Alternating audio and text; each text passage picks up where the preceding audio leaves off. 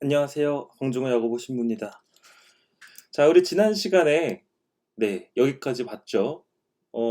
교회가 타락을 했었고 교황님들의 여러 가지 그 성직 매매 혹은 뭐 면죄부를 판매함으로써 어, 돈을 낼 때 우리가 벌을 나중에 죽어서 하늘나라에 가기 전에 벌을 받지 않는다라고 해가지고 이제 엄청난 재정을 이제 축적하고 그러한 내용을 다뤘습니다. 더 이상 복습하진 않겠습니다. 그래서 이제 그 당시 아주 열심히 했던 아우구스티노 수도의 이제 루터라는 성직자가 왔더 하고 이제 나타났다. 여기까지 했습니다. 그래서 이제 루터 입장에서는 황당했던 거예요. 왜냐하면 너무 열심히 했고 너무 신심했고 모든 율법을 다 그리고 혹은 수도의 규칙들을 굉장히 그 고지식하게 엄격하게 지킬 정도로 열심히 했던 수도 사제였는데 이 비텐베르크 그쪽 지역에서 면죄부를 팔고 이제 또 그러한 피해들, 그러한 손해는 고스란히 신자들한테, 독일 신자들한테 돌아오고 하니까 참을 수 없었습니다. 자, 그래서 이제 오늘 구체적으로 다룰 내용은 루터가 이제 화가 났죠. 화가 나서 그 다음에 어떻게 반응을 했는지에 대해서 이제 쭉 알아보는 시간을 갖도록 하겠습니다. 자, 일단 루터는 참을 수가 없었고 그래서 1514년, 1515년에 이제 면죄부가 원활하게 이제 판매가 되기 시작하는데 그때 같은 수도의 수도자들과 함께 그리고 또 교수였기 때문에 신학 교수들과 함께 면죄부에 대한 신학적인 비판을 시작합니다. 그러나 처음에는 이제 그러한 토론들이라든지 이러한 소소한 모임에서 서로 생각을 개진하고 많은 수도자들과 신자들의 이러한 이야기를 들으면서 자기의 생각을 굳히고 동조하는 사람들도 많이 생겨나게 됩니다. 그래서 1516년 면죄부의 위험성을 본격적으로 지적하기 시작하고 1517년 본격적인 설교, 사람들 앞에서의 뭐 강론이라든지 이러한 시간을 갖고 자기의 저서를 통해서도 자신의 생각을 본격적으로 개진하고 알리기 시작합니다. 그리고 결국 1517년 10월 31일 비텐베르크 성당에 95개조 반박문을 게시하기에 이릅니다. 그래서 이때 사진을 보면 이게 지금 비텐베르크 성당이에요. 그 캐슬 할 때 그 성입니다. 네, 그 성당 예전에는 이제 비텐베르크 성에 딸려있던 성당이었는데 지금 그 성은 없어지고 성당만 지금 남아 있습니다. 어쨌든 이 정문에 교회의 정문에 이제 이렇게 95개 반박문을 게시하게 돼요. 자, 이 영화 루터에 나오는 이제 장면인데 이런 식으로 라틴어로 쓴 반박문을 이제 게시하게 됩니다. 자, 그래서 이러한 것들을 조금 더 보면 95개조 반박문이라고 우리가 흔히 이야기하는데 게시할 때 가톨릭 교회의 개혁에 희망을 걸고 있었어요. 열심히 한 신부님이었으니까. 그리고 이 내용 상당수가 가톨릭 신학관을 당연히 근거로 하고 있습니다. 그리고 그러나 가톨릭 전통교리와 충돌하는 부분이 이제 존재했어요. 이 내용 안에. 그러니까 이제 면죄부를 반대하는 내용, 당연히. 그리고 이러한 것들이 정말 추잡한 짓이다. 뭐라는 식으로 좀 센 표현을 사용해서 이렇게 게시를 했지만 그러한 내용은 교리와 당연히 그 부딪히지 않겠죠. 교회의 그러한 잘못들을 지적하는 거기 때문에 굉장히 건설적이고 긍정적인 방향으로 우리가 나아가고 토론할 수 있는 여지를 가지고 있었으나 문제는 루터의 생각 속에 가톨릭 전통교리와 부딪히는 면죄부와 상관없이 그리고 이제 면죄부를 너무 비난하다 보니까 그러다 보니까 본인의 생각 여러 가지 이런 것들이 드러나면서 충돌하는 부분이 존재했던 것이 문제였습니다. 근데 이제 95개조 반박문을 봐야 되는데 우리가 95개조 자체가 한국말로 번역되어 있는 거 이런 것들을 봐도 내용이 사실 막 간단하진 않아요. 되게 신학적인 교수 출신이기 때문에 신학적인 여러 가지 내용을 달고 있어서 이것들 우리가 또 다 여기에서 이 영상에서 다루다 보면 저도 힘들고 여러분도 힘들고 우리 모두가 불행해져요. 그래서 정말 핵심적인 부분 간단간단하게 사실상 크게 세 파트로 나눠져 있다고 볼 수 있는데 그러한 것들을 조금 네, 집중할 수 있는 것만 집중하면서 네, 이 영상을 다루도록 하겠습니다. 자, 95개조 반박문을 보면 제가 생각한 거예요. 제가 구분하기에는, 그러니까 원래 이제 우리가 학자들이 파트를 구분하기에 세 개의 내용으로 나눠져 있다라고 하는데, 저도 지금 여기에서 세 개의 구분을 할 거예요. 그러나 일단 뭐 어떤 파트별을 본다기보다는 크게 세 가지로 나눠지는데, 첫 번째는 교회의 가르침에 어긋나지 않는, 뭐 그냥 우리가 신학적으로 생각할 수 있는 그러한 내용이 들어있고, 두 번째로는 교회가 하도 이때는 소위 말해 타락했고 양아치였기 때문에 그랬기 때문에 그것에 대해서 할 말이 없는 부분이 있습니다. 그러니까 정당한 잘못을 비판하고 있는 내용이 있고, 세 번째로는 조금 아까 말씀드렸듯이 교회의 가르침과 부딪히는 부분이 있는데, 이렇게 세 개로 나눠서 제가 한번 소개해 드리도록 할게요. 일단 첫 번째, 이게 그 1번부터 95번까지 있는데 1번 요 앞에 숫자는 그 번호를 이야기하는 겁니다. 그리고 이 영상을 혹시 개신교 분들이 보실 수도 있을 거예요. 왜냐하면 이게 알고리즘이 유튜브가 뭐 천주교 다니시는 분들한테만 이걸 소개해주지 않고 또 그 외의 분들도 뭐 클릭해서 들어오시는 분들도 계실 텐데, 미리 말씀드리자면 개신교나 뭐 어떤 특정한 종교를 비판하거나 이런 의도가 전혀 없이 객관적으로 말씀드리도록 하겠습니다. 근데 이 반박문은 아무래도 대부분이 이제 우리 성당 어머니들이 보시는 거기 때문에, 신자분들이 보시는 거기 때문에 용어는 제가 조금 천주교 용어로 바꿨어요. 어쨌든 1번을 보면, 우리들의 주님이시며 스승이신 그리스도께서 회개하여라 라고 말씀을 하셨는데, 이는 신자들의 전 생애가 참회가 되어야 한다라는 것을 의미한다. 네, 굉장히 우리 그리스도교 교리에서도 전혀 어긋나지 않는 올바른 말입니다. 이제 회개하여라라는 이 부분에 한해서 적어도 우리가 참회하고 회개하고 이런 것을 당연히 의미하는 거겠죠. 자, 2번. 이 말씀은 고해성사, 즉 사제들의 집전으로 거행되는 죄의 고백과 사면으로 이해돼서는 안 된다. 이 말이 어려운데 제가 그냥 이거 다 읽어드리기보다는 간단하게 풀어서 말씀을 드릴게요. 그러니까 이제 회개하라는 말이 사제들의 집전으로 시행되는 죄의 고백과는 크게 연결점이 없습니다. 실제로도 마르코복음 4장 17절에서는 예수님께서 회개하라 라고 했는데, 이게 꼭 고해성사를 지칭하는 것은 아니다 라고 루터가 이야기하는 거예요. 그러니까 고해성사를 우리가 하는 이유는 그것 분명 또 성서적 근거가 따로 마련되어 있는데, 마르코복음 4장 17절의 이야기는 아닙니다. 그건 나중에 설명을 드릴게요. 어쨌든 이것도 크게 부딪히지 않는 내용입니다. 또한 이 말씀은 내적인 회개만을 뜻하는 것이 아니다. 그럴 수도 없다. 자, 우리가 마음속으로 회개를 하긴 하지만 이것이 정말 겉으로 드러나지 않는다면, 예를 들면 우리 육체의 여러 가지 그런 욕심들 있잖아요. 이러한 것들을 외적으로 이렇게 죽이지 못한다면, 회개를 해봤자 이게 말짱 도루묵인 거죠. 우리가 행동으로서 그 회개한 행동을 드러내 보이지 않으면, 나는 누군가를 미워하지 않을 거야. 회개를 했어요. 그랬는데 계속 누군가를 미워한다면 그런 회개는 무가치한 것이다. 그렇게 이야기하는데, 이 모든 대충 이러한 세 가지 내용만 보면 특별한 문제가 발견되지가 않습니다. 그리스도교 신학을, 우리 가톨릭 교회의 교리를 일단 근간으로 하고 있다라고 볼 수 있어요. 자, 그렇다면 그 다음 걸 볼게요. 27번. 헌금함에 던진 돈이 딸랑 소리를 내자마자 영혼이 연옥에서 벗어난다고 말하는 것은 인간의 생각일 뿐이다 라고 이야기하는 거예요. 자, 45번. 이거 굉장히 좋은 내용이라고 저는 생각해요. 가난한 사람을 보고도 본체 만체 지나가 버리고 면죄를 위해서 돈을 바치는 사람은 교황의 면죄가 아니라 오히려 하느님의 진노를 사는 것이라는 것을 그리스도인들에게 가르쳐야 한다. 오타네요. 어쨌든 네.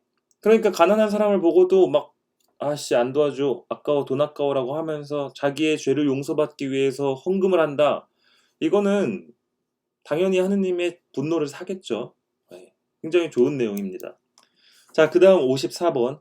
강론을 하는 데 있어서 면죄부 때문에 하느님의 말씀과 같은 시간 또는 보다 더 긴 시간을 쓰는 것은 그 말씀에 대해서 부정을 행하는 것이다. 네, 이것도 굉장히 옳은 말이에요. 예를 들면 신부님이 강론을 했는데 이 당시에 면죄부만 막 강조하느라고 그날 복음을 설명하지 않아요. 아니면 잠깐 막 언급하고 면죄부만 너무 강조하고 이러면 당연히 그날 복음에 대해서 잘 설명하는 게, 잘 강론을 하는 게 신부의 책임인데, 그러지 않으면 면죄부에 대해서 돈에만 눈이 멀어서 그렇게 이야기한다면 그건 당연히 부정을 행하는 것이죠. 네, 눈치채셨겠지만 이러한 부분들은 완전히 맞는 말입니다. 할 말이 없어요. 네, 교회가 이러한 것들을 잘못을 했었기 때문에 이러한 루터의 지적에는 사실 우리가 할 말이 없고 오히려 마음을 열고 새겨들어야 할 이야기입니다. 자, 문제는 교회의 가르침과 어긋나는 부분이겠죠. 5번. 교황은 그 직권 혹은 교회법을 통해서 부과된 형벌 이외에 어떤 벌이든지 용서할 힘이나 그러한 의사를 가지지 못한다. 말이 좀 어려운데 그냥 풀어서 말씀드리면 교황은 고해성사를 뭐 주거나 이러한 것들을 사면할, 용서할 그러한 힘이 없다. 이 얘기예요. 6번. 교황은 어떤 죄든지 용서할 힘이 없다. 뭐 비슷한 내용이죠. 11번. 교회법상의 형벌을 연옥의 형벌로 변경시키는 가라지는, 이거 좀 센 표현인데 확실히 집주인이 잠자는 동안에 심겨진 것이다. 이게 마테오복음을 보면 어떤 내용이 나오냐면 아마 한 번쯤 다 들어보신 그러한 내용이실 텐데 어떤 사람이 그 밭에 씨를 뿌리고 잠들어요. 그런데 그 사람의 원수가 와서 가라지를 뿌립니다. 이 잡초 같은 거죠. 예, 밀과 가라지의 비유에서 나오는 건데 밀이랑 가라지랑 굉장히 비슷하게 생겼어요. 완전히 자라기 전까지는. 그래가지고 원수가 다른 사람을 괴롭히기 위해서 밀을 심어놓은 그 밭에다가 가라지를 확 뿌려놓은 겁니다. 그러면 이제 잡초가 자라니까 밀이 잘 자라지 못하겠죠. 그러니까 이제 우리가 죄를 이야기할 때 연옥에 대해서 이거를 이야기한다면 그것은 가라지다, 나쁜 거다, 응? 뭐 이렇게 이야기를 하는 거예요. 원수라고 또 뭐 교황이라든지 뭐 이러한 당시에 잘못을 했던 사제들을 지칭하는 건데, 자, 이게 문제가 됩니다. 전통 교리와 맞지 않아요. 이게 왜 그러냐 하면 교황님을 비판했기 때문에 혹은 뭐 교회법이나 어떤 사제들을 비판했기 때문에 문제가 된다는 게 아니라 교리와 맞지 않는 이유가 뭐냐면 일단 베드로로부터 이어지는 성사권을 부정하는 거예요. 네. 교황의 권한을 부정하는 거고, 물론 그때 교황들이 이제 타락했고 굉장히 세속적이어서 문제가 있었지만 그럼에도 불구하고 베드로로부터 이어지는 이 교계 제도라는 게 있잖아요.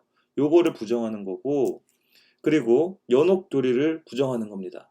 우리는 이제 연옥에 대한 가르침을 가지고 있는데 이러한 것들을 부정하게 돼요. 자, 그렇다면 우리가 루터의 핵심 교리를 딱 정리해서 이야기를 하자면 루터가 이렇게 이야기합니다. 예수님은 십자가 위에서 돌아가셨기 때문에 인간이 은총을 받게 됐고 은혜를 받게 됐고, 그렇기 때문에 예수 그리스도를 향한 믿음만으로 하느님이 우리를 위롭다고 선언해 주신다라고 이야기를 해요. 오직 믿음으로 인간을 위롭게 된다. 이게 무슨 소리냐 하면 한마디로 우리가 믿기만 한다면 고해성사도 필요 없다는 거예요. 내가 회개하면, 내 스스로 정말로 회개하고 반성하고 그렇다면 나는 내 죄를 용서받는다. 물론 이제 인간은 계속해서 죄인으로 남기는 하지만 이제 우리는 그런 잠벌을 가지고 있지만 그럼에도 불구하고 인간은 이제 위롭게 된다.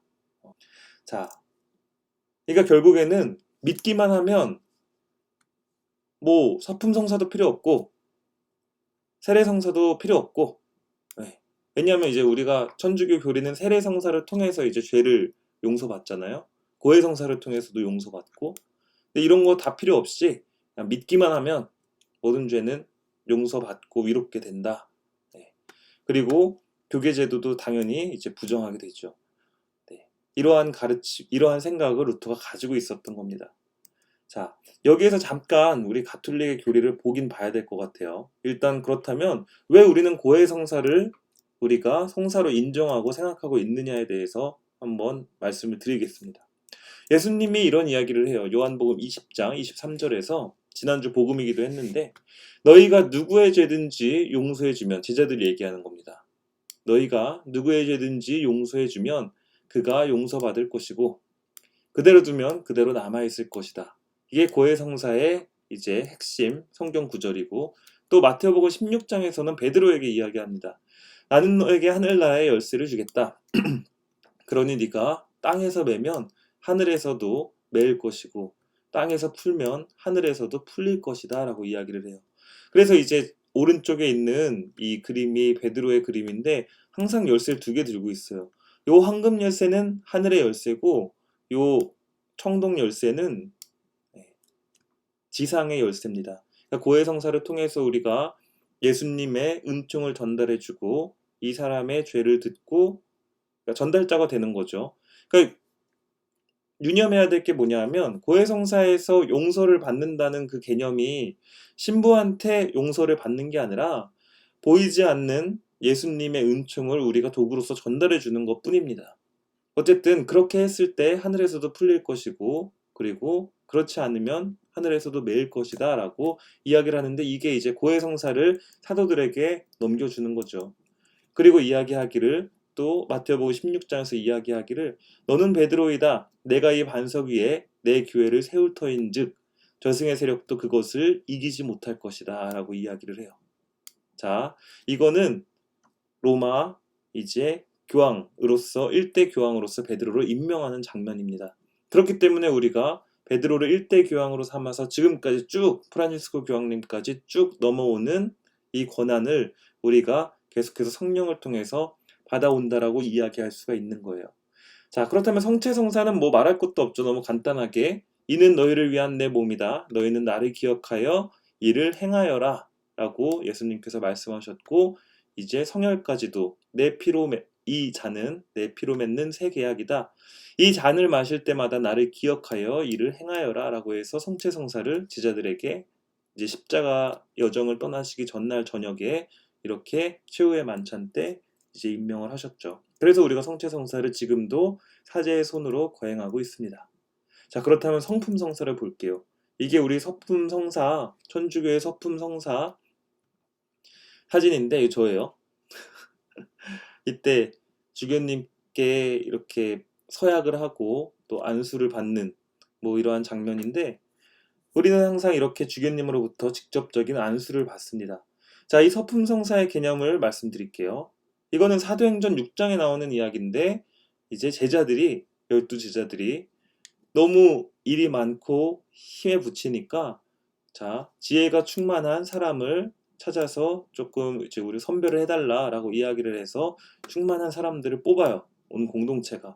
그래서 그 사람들을 사도들 앞에 세워서 사도들이 안수를 함으로써 부제로 임명됩니다. 이렇게 안수를 통해서 이제 사도들의 권한이 부제에게 그리고 또 사제에게 이제 위임이 되는 거예요. 성령을 통해서. 그래서 이제 베드로가 있잖아요. 지금 베드로가 짠 나타났어요. 1대 교황인 베드로가 안수를 함으로써 이제 사제들이 생겨나고 주교가 생겨나는 것처럼 이것들이 어떻게 이어지냐 하면 이제 프란치스코 교황님까지 이어집니다. 네. 프란치스코 교황님까지 이제 하늘에서 땅에서 매면 하늘에서도 매일 것이고 이러한 고해성사라든지 이러한 권한들이 위임이 되는 거예요. 지금까지 위임이 되어 온 거예요. 그리고 교황님의 안수를 통해서만 반드시 이제 주교와 추기경이 탄생을 하게 되어 있습니다. 그 지금 우리 추기경님 계시죠? 우리 염수정 추기경님으로 서품 받으실 때 로마에 오셔서 교황님께 안수를 받으시고 임명이 되셨는데 그때 저는 그 자리에 있었어요. 공부를 하던 중이었기 때문에 그 미사에 직접 참석을 했는데 이것처럼 다른 뭐 사람들에 의해서 선출되는 것이 아니라 교황님의 축성을 통해서 이제 추기경이 탄생을 합니다. 그리고 주교와 추기경의 안수를 통해서 누가 탄생되겠어요? 저희 같은 사제가 탄생이 되는 겁니다. 그냥 어떤 교육기관에서 교육을 받고 동료 신부님들한테 인정을 받아서 사제가 되는 것이 아니라 이렇게 위에서 베드로로부터 쭉 내려오는 권한, 성령을 통한 안수 이렇게 해서 여기까지 내려오는 거예요. 그래서 우리가 고해성사의 권한을 받게 되는 거고, 그리고 그 성체성사의 권한 역시 받게 되는 겁니다. 이게 가톨릭의 기본적인 교리예요. 그런데 일단 이러한 것들을 다 부정하고 오로지 믿음만으로 위롭게 된다라고 하니 일단 교회 입장에선 굉장히 당황스러울 수밖에 없겠죠. 근데 당시에 이 95개의 논제가 사람들에게 계속해서 당시 인쇄의 그 발달로 인해서 확 퍼지게 돼요. 그런데 내용상으로 보면 사실상 교회가 잘못한 게 너무 많거든요. 그리고 신자들은 굉장히 그걸로 인해서 스트레스를 이제 받고 있던 그러한 와중에 이러한 옳은 내용들이 담겨져 있는 95개 논조가 확 퍼지니 당연히 들불처럼 이러한 것들이 번지기 시작했겠죠. 자, 일단은 그래서 이때 당시 타락한 교황이었던 지난 시간에 소개를 드렸죠. 레오 10세가 루터한테 이야기합니다. 아직 이제 성직자인 루터에게 로마로 와, 로마로 컴온 이야기합니다. 루터가 뭐라고 얘기했겠어요? 가면 나 죽일 거잖아요 라고 이야기를 해요. 이때만 해도 충분히 그럴 수 있는 시대였습니다. 자, 그러니까 야, 그러면은 아우스부르크에 특사를 보낼 테니까 거기에 가서 네 생각을 얘기하고 증언해 라고 이야기를 해요. 그러니까 루터가 이야기합니다. 콜. 그렇게 해서 이제 아우스부르크에서 이제 뭐 자신의 생각을 드러내고 이러한 것들에 대해서 반박할 수 있는 기회가 주어지고 그야말로 토론이 생긴 거죠.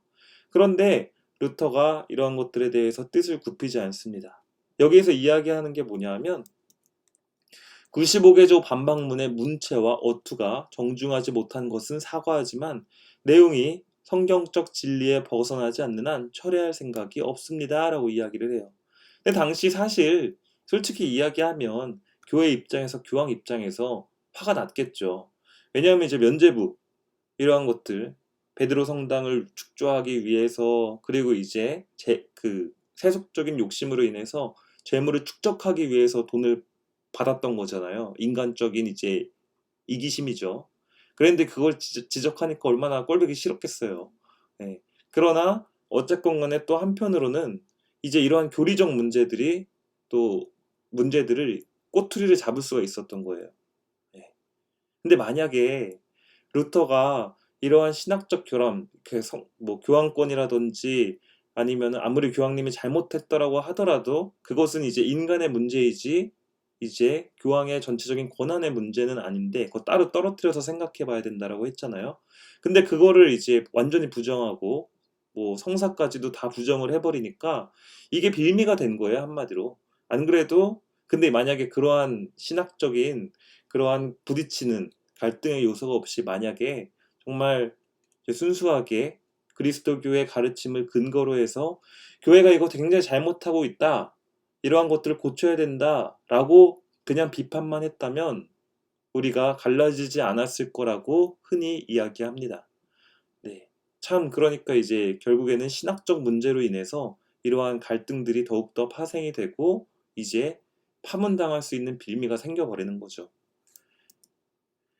자, 그래서 종교개혁이 완전히 시작이 되고 갈라져 나오게 됩니다.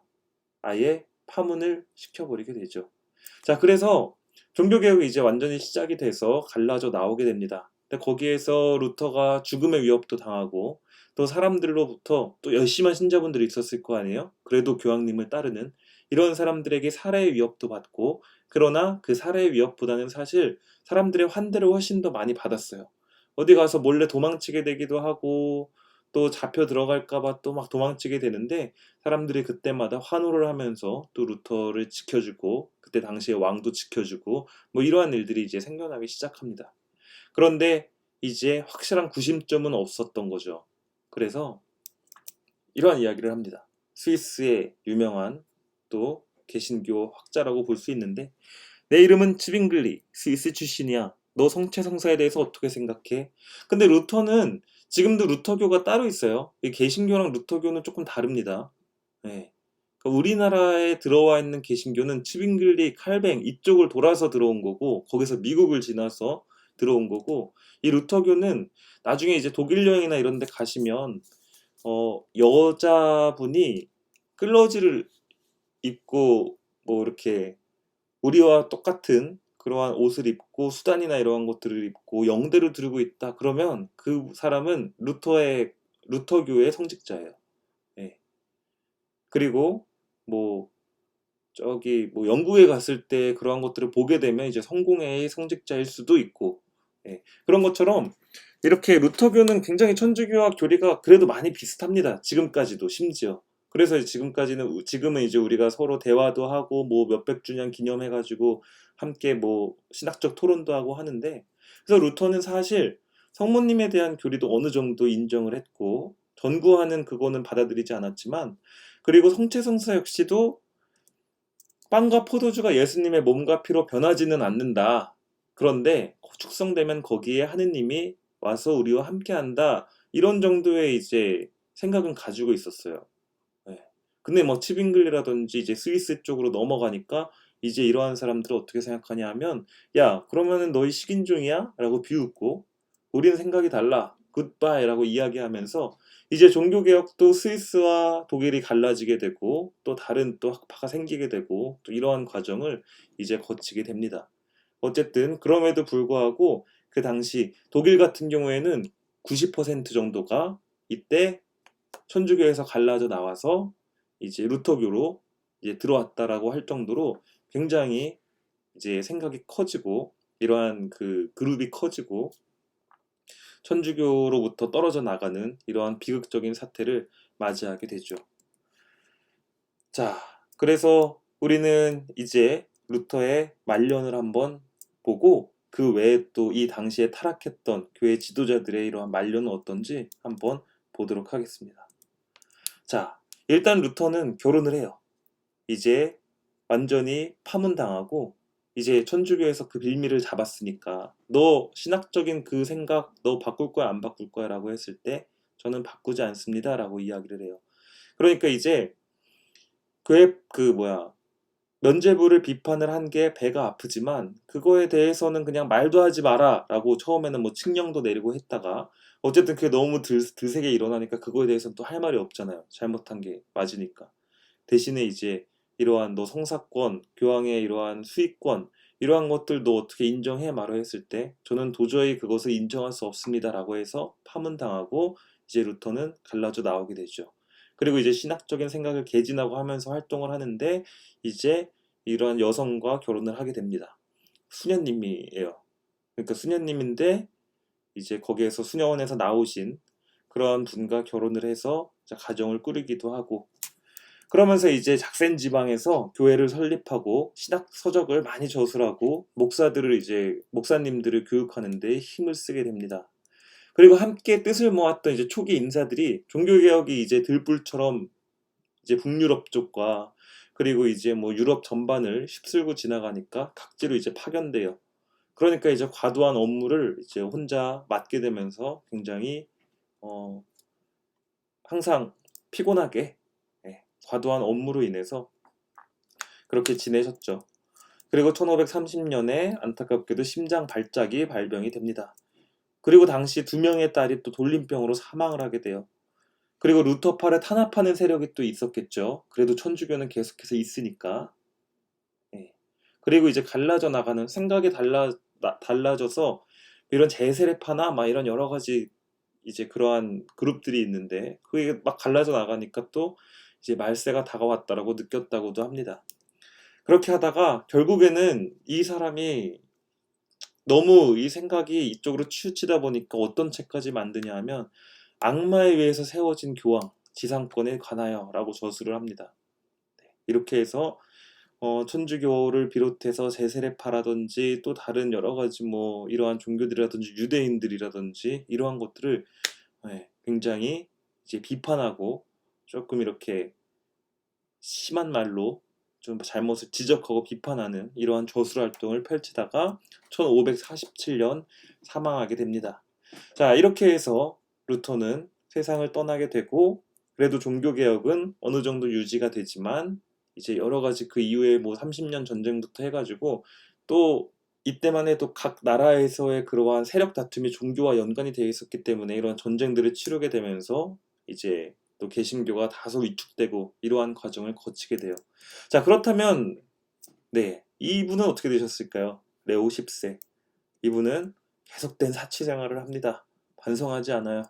그리고 신성 로마 제국 황제의 사망 이후에, 이때만 해도 신성 로마 제국이었거든요. 유럽 전체 전반이 로마 제국이었는데 스페인과 프랑스의 전쟁 사이에서 계속해서 막 줄타기를 하다가 밀라노를 이제 우리 교황령으로 가져와야 된다라고 하면서 스페인에 줄을 서고 막 이러한 세속적인 정치 활동을 하게 돼요. 그리고 교황님의 그러한 병력과 스페인 연합군이 밀라노를 차지했을 때 엄청 기뻐했다고 합니다. 그날 당일 저녁 뜬금없이 오한이 생기고 휴가지에서 이러한 것들을 겪은 다음에 바티칸으로 즉시 돌아갑니다. 그리고 얼마 지나지 않아 그 병으로 인해서 45살의 나이로 사망하게 돼요. 루터보다 훨씬 이제 오래 못 살았죠. 그리고 그가 죽을 때 재정이 파탄난 상태여서 전날 다른 추기경님이 사망했을 때 쓰고 남은 초를 재활용했을 정도로 재산을, 교황청의 이러한 재산을 탕진한 상태였다라고 이야기를 합니다. 그리고 굉장히 쓸쓸하고 비극적인 초라한 죽음을 맞이하게 되죠. 자, 그렇다면 또 다른 주인공 테첼, 면제부를 직접적으로 독일에 파견해서 나눠줬던 이 사람은 1518년에 교황청 대사에 의해서 수도원에 연금됩니다. 네. 1517년에 95개조 반박문을 막 이렇게 달고 막 이러면서 막 그 루터가 막 활동을 개진할 때 그때 당시에 이 지역에 있던 교황청 대사에 의해서 수도원에 잡혀 들어간 거죠. 그러니까 이 사람이 이런 얘기를 했던 거예요. 그때 면죄부를 팔면서 교황청 인장은 그리스도의 십자가와 동일하다. 이 말이 안 되는 얘기를 한 거죠. 이거 면죄부 판다고. 이러니까 이제 루터가 이제 화가 나죠. 어쨌든 이런 이야기를 하면서 신성 모독 그리고 면죄부 판매금 착복 등의 죄로 처벌을 받게 돼요. 가톨릭에서 버림받은 그는 몸져 누워서 죽어가게 되고 이러한 소식을 들은 마르틴 루터가 위로의 편지를 보낼 정도였습니다. 근데 이제 위로의 편지를 보낸 이유는 잘못한 건 맞으나 이 사실 판매금 착복한 거 다 교황청에서 하는 일인데 이 사람은 사실상 그 수족에 불과할 뿐인데 그렇게 버림받고 쓸쓸한 죽음을 맞이하는 걸 보고 루터가 위로의 편지를 보내줄 정도로 예, 비참한 죽음을 맞이했습니다. 자, 그렇다면 알브레이트 주교, 네, 이 테첼이 파견되기 전에 그 교황 면죄부를 받아서 독일 시민들한테 받아서 50%는 교황에게 주고 50%는 이제 그 빚을 갚는 데 썼던 이 알브레이트 주교는 면죄부 판매가 이제 중지가 되죠. 교회도 이제 정신을 점점 차려가기 시작합니다. 그랬을 때 성유물 판매를 또 시작해요. 굉장한 장사꾼이에요. 나쁜 사람입니다. 그래서 어, 뭐 빌라도가 예수님을 뭐 심판할 때 손을 씻었던 그 대야를 판다던가 뭐 별별 거를 이제 막 성유물을 하고 속여서 판매를 하고 390만 년치 연옥 면제권을 판매했대요. 그래서 루터에게 이제 딱 걸린 거죠. 같은 독일 지역이니까.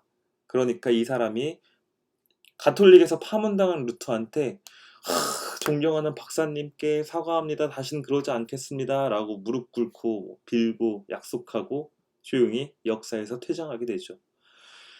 그러니까 우리가 천년만년 살 것도 아닌데 왜 이렇게 사소한 것들에 대해서 욕심을 내고 교회를 더럽히고 이러다가 쓸쓸한 죽음을 맞이하게 되는지 참 이러한 것들을 보면 우리 인간의 삶에 대해서 어떻게 살아야 하는지에 대해서 한 번쯤 계속해서 생각을 해보게 되죠. 네, 그렇게 해서 여기에서 얻을 수 있는 교훈은 인간의 욕망, 특별히 돈과 권력은 언제나 악을 불러오고 분명히 이 시기 면죄부라는 이것들은 명백한 교황과 성직자들의 오류가 존재했던 부끄러운 역사라고 할 수 있습니다. 그러나 전에도 말씀드렸듯이 교회의 전통과 구성원의 오류는 구분이 되어야 한다. 구성원이 잘못됐다고 해서 예수님이 세우신 이 교회의 전통 자체가 무너져서는 안 된다. 이것은 구분되어야 한다. 그리고 이들의 회개를 위해서 우리는 끊임없이 촉구하고 개혁하고 그리고 기도해야 한다. 라고 강조드리고 싶습니다. 그리고 흔히 할 수 있는 착각이에요. 개신교가 갈라져 나간 게 면죄부 때문이라고 생각하는 경우가 있는데, 그리고 그거를 이제 우리가 교회가 억지로 숨기고, 물론 이제 그랬던 시도도 있기는 있었지만, 그럼에도 불구하고 그거를 모른 척하고 정당하다고 막 우김으로써 이러한 갈등, 그걸 막 숨기고 면죄부 계속해서 허락하고 이래서 갈라져 나간 게 아니라 사실은 신학적 견해 차이 때문이었다라는 것을 우리가 올바로 인지할 필요가 있어요. 그러니까 결국에 루터가 빠져나간 것은 면죄부를 제기하면서 드러낸 본인의 신학적 견해 차이 때문이었다라고 말할 수 있습니다. 그리고 이 와중에 하느님께서는 우리 교회에도 필요한 사람을 보내주시고 인간의 의지와 하느님의 뜻이 합쳐져서 천주교의 개혁이 시작이 됩니다. 그래서 트렌트 공회가 열려요. 공회가 열려서 이때 각 교구에 신학교를 설치해서 이제 올바로 교육받을 수 있는 계기가 생겨나고, 그리고 사제 독신제가 완전히 강화됩니다. 이전까지만 해도 뭐 결혼하는 사제도 있었고 뭐 사생활을 두는 이제 성직자도 있었는데, 이 계기로 인해서 성직자의 독신제가 완전히 그리고 보수적으로 설립이 되고 교황권이 강화가 됩니다. 그리고 이때만 이제 트렌트 공회가 열릴 때만 해도 이제 타락한 교황들로부터 벗어나서 올바른 교황들이 생겨나고, 그리고 이제 어떠한 뭐 알력으로 인해서 혹은 또 뭐 매매를 통한 성직 매매 이러한 것들이 전부 다 금지되고 교회는 더욱더 현재의 모습으로 완곡한 모습으로 이제 자리를 잡게 되죠. 그리고 반종교개혁이 일어나는데, 종교개혁을 이제 반대한 종교개혁에 반해서 교회를 쇄신하고자 하는 운동, 그러한 의미에서의 반종교개혁인데, 이때 아주 훌륭한 성인들이 등장하죠. 한 번쯤 들어보셨을 법한 십자가의 성 세례자 요한, 그리고 데데레사, 그리고 이냐시오. 그렇게 해서 예수회가 설립이 되고 이제 많은 사람들이 이들의 이러한 뭐 환시라든지 아니면 모범을 보게 됨으로써 가톨릭 교회가 다시 급속하게 세력을 회복하게 됩니다. 그래서 독일 같은 경우는 90%가 이제 등을 돌렸다고 하지만 이제 여러 가지 계기를 통해서 이제 50% 남부 쪽이 전부 다 회복하게 되고, 스페인이나 이런 데는 아예 종교 개혁의 영향을 받지 않고, 왜냐하면 이제 그 십자가의 성요한이라든지 데데레사 이러한 성녀들이 또 스페인 분들이거든요. 이렇게 되면서 교회의 모범을 따르고 다시 한번 생각해 보게 되는, 이제 가톨릭 교회가 다시 한번 일어나게 되는 이러한 계기를 마련하게 되죠. 하느님께서는 항상 우리에게 필요할 때 이러한 분들을 보내주시고, 우리가 이러한 그 종교개혁의 이러한 계기를 통해서 더욱더 바로 잡아 나갈 수 있는 이러한 은총을 우리 교회에 선사하신 겁니다. 네, 시간이 오늘도 분량 조절에 실패했어요. 심지어 더 긴데 어쨌든 또 이거를 끊기보다는 그래도 2부 안에는 끝내야 될 것 같아서 조금 시간을 할애했습니다. 네, 모쪼록 건강 조심하시고, 그리고 이제 코로나로 인해서 밖에 나가기도 힘드시고 그러실 텐데, 그럴 때는 야고보 클라스를 많이 보시면 될 것 같아요. 그래서 구독과 좋아요, 알람 설정 오랜만에 다시 한번 부탁드리면서 오늘 강의 마치도록 하겠습니다. 우리가 여러 가지 힘든 여정에 있지만 하느님께서 그만큼 또 필요한 은총과 도움을 주신다라는 것, 그의 역사 안에서 볼 수 있듯이 지금 우리의 삶에서도 이러한 움직임들이 계속해서 이루어진다라는 것 기억하시면서, 교회의 과오를 반성하고 더욱더 쇄신할 수 있었던 그러한 역사의 시간만큼 우리 삶 역시 지금 하루하루가 그러한 시간이기를 바랍니다. 은총 가득한 한 주 되시길 바라면서 이만 마치겠습니다. 감사합니다.